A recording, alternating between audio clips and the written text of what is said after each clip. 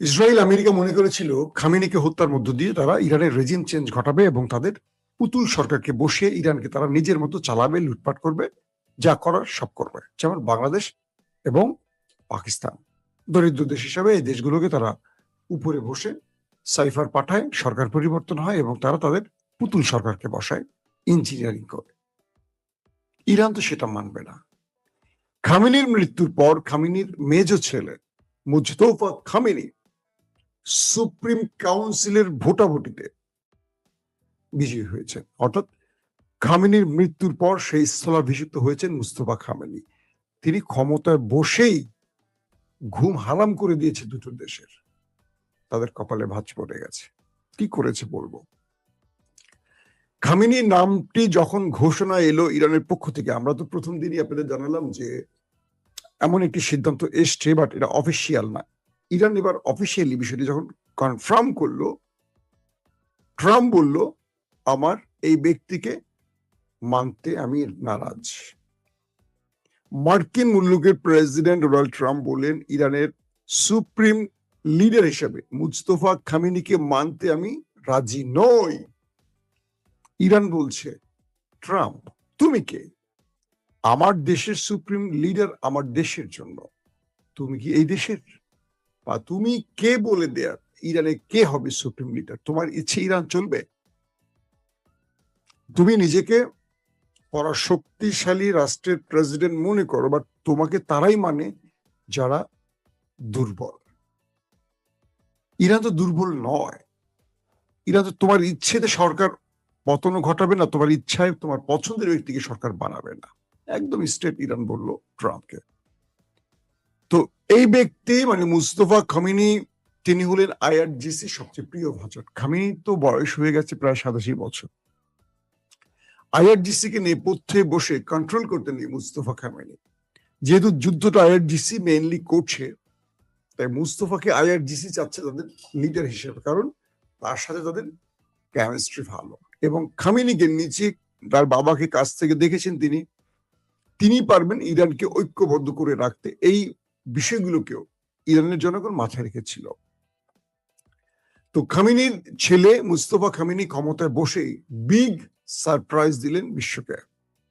কাল রাতে দখলদার দেশটির ভেতরে ভয়ঙ্কর আকারে মিসাইল এবং ড্রোন অ্যাটাক হয়েছে। বলা হচ্ছে যে মুস্তফার নির্দেশে আইআরজিসি কালকে ইরানের ভেতরে বিপজ্জনক, ইরানের ভিতরে না, নেতা কাকুর বাড়িতে বিপজ্জনক সব মিসাইল গুলো হিট করেছে। ইমাদ, খাইবার শেখান, তারপর আপনার কি বলে সিজ্জিল, এই যে আরো আছে নতুন নতুন ভ্যারিয়েন্টের, এগুলো চলে গেছে। এবং আরো বেশ কিছু ধরনের মিসাইল, ইরানের ক্লাস্টার বোমা, ক্লাস্টার মিসাইলও ছুটে গেছে দখলদার দেশটির ভেতরে। বলা হচ্ছে দেশটির ভেতরে শেল্টার যে জোনগুলো তৈরি করা হচ্ছে মানুষের জন্য, এই মিসাইল গুলো শেল্টারে ঢুকে হিট করেছে। অর্থাৎ নেতা কাকুর দেশে যে শেল্টার তার দেশের জনগণকে রক্ষায় তৈরি করা হয়েছে, সেই শেল্টার গুলোতে গিয়ে হিট করেছে এই মিসাইল গুলো। প্রচুর শেল্টার ধ্বংস হয়ে গেছে, প্রচুর মানুষ ওপারে চলে গেছে। এবং বলা হচ্ছে যে সাইরেন পর্যন্ত ঠিক মতো বাজেনি কালকে নেতা কাকুর বাড়িতে। জনগণ বুঝতেই পারেনি হামলা হচ্ছে, সাইরেন সিস্টেমও অচল করে ফেলেছে এই হামলা। অর্থাৎ তারা যে আশায় এসছিল মিস্টার নেতাজি সাহেব, তার পুরো আশা ধ্বংস হয়ে গেছে। তিনি এখন ইরানে হামলা করছেন একদিকে, আরেকদিকে তার হামলা সহ্য করতে হচ্ছে। ইরান এবং তার মধ্যে একটা পার্থক্য আছে। ইরান আয়তনে কত বড়, ইরানের লোক সংখ্যা কত বেশি। ওরা পুরো পৃথিবীতে ছোট্ট একটা দেশ পেয়েছে, অল্প কিছু লোক। ইরান যদি চিন্তা করে যে পুরোটাই শেষ করে দেয়, পারবে। 15-20 দিনের মামলা, সিরিজ বড় বড় মিসাইল গুলো মারলেও দেশটা কতটুকু ভাই। পাকিস্তানের যে পারমাণবিক আছে, পাকিস্তান যদি একটা পারমাণবিক মারে পুরো দেশটাই তো নাই হয়ে যাবে। তো সেই দেশটার সারা পৃথিবীর মুসলমানরা ভয় পায়, একটা মাত্র দেশ ভয় পায় না, তার নাম হলো ইরান। যদি আমরা বলি শুধু একটা দেশ না, ফিলিস্তিনের হামাসও তাদের ভয় পায় না, হিজবুল্লাহ তাদের ভয় পায় না। আমরা প্রমাণ দেখলাম তো, হিজবুল্লাহ তো সিরিজ মাইট দিচ্ছে, মাইট খাচ্ছে, কিন্তু মাইট দিয়ে যাচ্ছে। তো কাল রাতে এই মিসাইল হামলায় মানে ইরানের মিসাইল অ্যাটাকে তাদের শেল্টার জোন ধ্বংস হয়ে গেছে, গুরুত্বপূর্ণ জায়গাগুলো শুধু জ্বলতে দেখা গেছে, ধ্বংসস্তূপে রূপ নিয়েছে নেতা কাকুর বাড়ি। পাশাপাশি সাইরেন ফেল করায় মানুষ সিগন্যালও পায়নি কখন মিসাইল আসবে, ড্রোন আসবে। তার মানে ভেতরটাকে লন্ড ভন্ড করে ফেলেছে। তারপরও তারা প্রকাশ করছে না। আমি দেখলাম ফুটেজে রাস্তার উপর যে সিসি ক্যামেরার আছে না, ওদের সিসি ক্যামেরাগুলো ওরা খুলে ফেলছে, ভেঙে ফেলতেছে। কেন? এই ফুটেজগুলো ক্ষয়ক্ষতির পরিমাণ বলে দিচ্ছে, এগুলো মানুষ যেন পৃথিবীকে দেখাতে না পারে। এই জন্য দখলদারদের বাহিনীগুলো রাস্তা থেকে সিসি ক্যামেরা সরিয়ে ফেলছে, ভেঙে ফেলছে। তারা ইরানের মাঠটা পৃথিবীকে দেখাতে চায় না। বুঝতে পারছেন কি অবস্থা? কারণ তারা নিজেরা মাইটটা শুরু করছে, এখন নিজেরা মাইটটা খাচ্ছে বেদম আকারে, মনের মতো খাচ্ছে। নিউ ইয়র্ক টাইমস তার প্রতিবেদনে বলছে যে ইরানে মার্কিন যে অ্যাটাকটি হচ্ছে এটা মার্কিন মানে পেন্টাগন তারা ব্যর্থ হয়েছে। অর্থাৎ ইরানকে যেই জবাব দিতে চেয়েছিল আমেরিকা, সেই জবাবটা উল্টো আমেরিকা নিজে পেয়েছে। নিউ ইয়র্ক টাইমস বলছে যে আমেরিকা যেই প্রতিশ্রুতি নিয়ে ইরানে হামলা করেছে, আমেরিকা সেই প্রতিশ্রুতি থেকে সরে গেছে এবং তারা বোঝেনি যে ইরান এত শক্ত জবাব দেবে। কিন্তু এবার সেই জবাবের পর তারা বুঝতে পারছে এই হামলাটি তারা মানে আমেরিকা তার সিদ্ধান্তটি ভুল নিয়েছে। নিউ ইয়র্ক টাইমস আরো বলছে যে আমেরিকার পেন্টাগন বা সামরিক বা জেনারেলরা বারবারই নিষেধ করেছিল ট্রাম্পকে যে এই যুদ্ধে জড়াবেন না, এখানে 10 থেকে 12% জয়ের সম্ভাবনা আছে মাত্র। এবং এখানে আমেরিকাকে অনেক বড় মাসুল দিতে হবে, সেটি এখন আমেরিকা বুঝতে পারছে। ট্রাম্প তার গোয়ার্তুমি করে আমেরিকাকে খাদের কিনারায় ফেলে দিয়েছে, এটি তারা স্পষ্ট করছে। বারবার ট্রাম্পকে নিষেধ করা হয়েছিল যুদ্ধে না জড়াতে, কিন্তু ট্রাম্প মানে জোর করে তিনি যুদ্ধে এসেছেন বা নেতানিয়াহুর বুদ্ধিতে তিনি যুদ্ধে এসেছেন এমনটি বলা হচ্ছে। কাতার নতুন করে স্টেটমেন্ট দিয়েছে, তাদের পররাষ্ট্রমন্ত্রী বলছে যে আমরা ইরানের বিরুদ্ধে লড়াই করব না, আমরা আমাদের মধ্যে আলোচনা করে সমাধান করব। যখন ইসরায়েল চাইছে আরব দুনিয়া এই যুদ্ধে জড়াক, তখন কাতার স্পষ্ট করে বলছে যে না, আমরা ইরানের বিরুদ্ধে যুদ্ধে জড়াবো না, আমরা আমাদের সমাধানটা নিজেরা আলোচনা করে করতে চাই, কোনোভাবে আমরা আমাদের মানে আরেকটা মুসলিম দেশের সাথে লড়াইতে যাব না। দুর্দান্ত স্টেটমেন্ট দিয়েছে। আবারও আমেরিকা এবং ইসরায়েল হতাশ কাতারের এই বক্তব্যে। কালকে লাইভে আপনাদের বলেছিলাম যে আরব আমিরাত ইরানে হামলা করেছে এমন খবর দিয়েছে নেতা কাকুর গণমাধ্যম, কিন্তু অবশেষে আমি আপনাদের বলেছিলাম যে আরব আমিরাত কোন স্টেটমেন্ট দেয়নি। আজকে আরব আমিরাত স্টেটমেন্ট দিয়েছে তারা ইরানে কোনো হামলা করেনি। এই তথ্যটি পুরো মিথ্যে। অর্থাৎ বোঝা যাচ্ছে তারা আরবকে যুদ্ধে জড়াবার জন্য চেষ্টা করে যাচ্ছে, পারছে না। আরব এখন পর্যন্ত কোনো বোকামি করেনি, আগামী দিন কি করবে জানি না, এখন পর্যন্ত তারা কিছু বলেনি। সবচেয়ে ভয়ঙ্কর যে ব্যাপারটি হলো আমেরিকার সকল জনগণকে এবং অফিসিয়ালকে যারা অ্যাম্বাসিতে বা দূতাবাসে কাজ করে তাদেরকে দ্রুত সৌদি আরব ছাড়তে বলেছে আমেরিকা। ব্যাপার কি?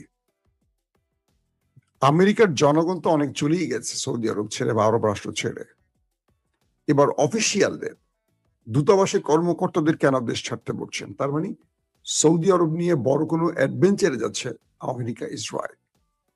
ধারণা করা হচ্ছে নিজেরা কোনো বড় গুপ্ত হত্যা করতে পারে এবং সেটি ইরানের গায়ে চাপাবার জন্যই তাদের সকল রাষ্ট্রদূত অফিসে বা অ্যাম্বাসির অফিসে কর্মকর্তা কর্মচারীদের দেশ ছাড়তে বলেছে, এমনটি কেউ কেউ বলছেন। তবে সৌদি আরব থেকে তাদের জনগণ বা তাদের অফিসিয়ালদের সরিয়ে নেওয়ার অনেকগুলো ইঙ্গিত পাওয়া যায়, কারণ সৌদি আরব এই যুদ্ধে বড় মাত্রায় প্রবেশ করতে যাচ্ছে। মানে সৌদি আরব করবে না যুদ্ধে, সৌদি আরবের বিরুদ্ধে বড় কোন অ্যাডভেঞ্চার নেপথ্য থেকে করা হবে এখন ষড়যন্ত্রকারীদের পক্ষ থেকে, এটি মোটামুটি আন্দাজ করা যায়। দর্শক, এখন আরব কি জড়াবে ইরানের সাথে যুদ্ধে? এই প্রশ্নগুলি বারবার আসে। আমরা জানি যে 1967 সালে আরবরা শেষ যুদ্ধটি করেছিল ইসরায়েলের বিরুদ্ধে এবং সেই যুদ্ধে পশ্চিমাদের সহযোগিতা ইসরায়েল শক্তিশালী হয়েছে, আর আরবরা এই যুদ্ধে গড়িমসি করতে গিয়ে হেরেছে। আর হেরেছে বলে আজ ফিলিস্তিন পরাধীন হয়ে গেছে। আর সেই যুদ্ধে যদি আরবরা জিতত, ফিলিস্তিন স্বাধীন হতো, ইসরায়েল পরাধীন হতো। উল্টোটা ঘটেছে। এখন প্রশ্ন হলো, সেই আরবরা 1967 পর আবার যুদ্ধে জড়াবে? এই যুদ্ধে জড়িয়ে আরবরা কিছু পাবে না। রাশিয়ান পররাষ্ট্রমন্ত্রী সার্গেই ল্যাভরভ একটা খুব দুর্দান্ত কথা বলেছেন। তিনি বলেছেন, হে আরব, তোমাদের ওয়াইসি কোথায়? ইরানের 200 শিশু মারা গেছে, তোমাদের ওয়াইসি কিছু দেখছে? চোখ খুলছে বা ঘুম থেকে উঠেছে? হে আরব, ইরানের সাধারণ মানুষ মারা যাচ্ছে, স্কুলের শিশুরা মারা যাচ্ছে, হাসপাতাল ধ্বংস হচ্ছে, তোমরা একবার ক্ষোভ তো জানাও নাই? তোমরা চুপ কেন? না তোমাদের ওয়াইসি কথা বলছে, না তোমাদের দেশ কথা বলছে ইরানের হামলা। ইরান কি আগে হামলা করেছে না আগে আক্রান্ত হয়েছে? ইরান যদি আক্রান্ত হয়, তোমরা সাধারণ একটা ক্ষোভ জানাওনি কেন? ল্যাভরভ বলছেন, আরব এই যুদ্ধে তোমরা পরাজিত হয়ে গেছো, কারণ শত্রুরা তোমাদেরকে এই যুদ্ধে টেনে আনবেই। মনে রেখো, এই যুদ্ধে ইরান তো শেষ হবেই, আরব দুনিয়াও শেষ হবে। আরবের অর্থনৈতিক মেরুদণ্ড ভেঙে পড়বে, মাঝখান থেকে ধনী হবে পশ্চিমারা, ইউরোপীয়রা।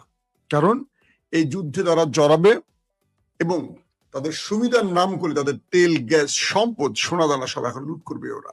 তাই করবে। আরব দীর্ঘ কয়েক যুগ ধরে নিজেকে যে স্বয়ং সম্পূর্ণ করেছে, সেই আরব এখন ধ্বংসের পথে যাচ্ছে। লাভরভ বলছেন, তোমরা ইরানের পক্ষে একটি ক্ষোভ প্রকাশ করলে না, কিন্তু আমেরিকা ইসরায়েলের উপর পক্ষে তোমরা পক্ষে সুর তুললে। তোমরা জাতিসংঘে গেলে না। তোমরা জাতিসংঘে আবেদন করেছিলে যে ইরানের হামলা হচ্ছে, ইরান যে তোমাদের পাল্টা জবাব দিচ্ছে, সেটা নিয়ে তোমরা ক্ষোভ জানাচ্ছ। কিন্তু তোমাদের ভূমি ব্যবহার করে ইরানে যে হামলা হয়েছে, তার জন্য কি জাতিসংঘে নালিশ করেছ? করনি। মানে রাশিয়ার এই কথা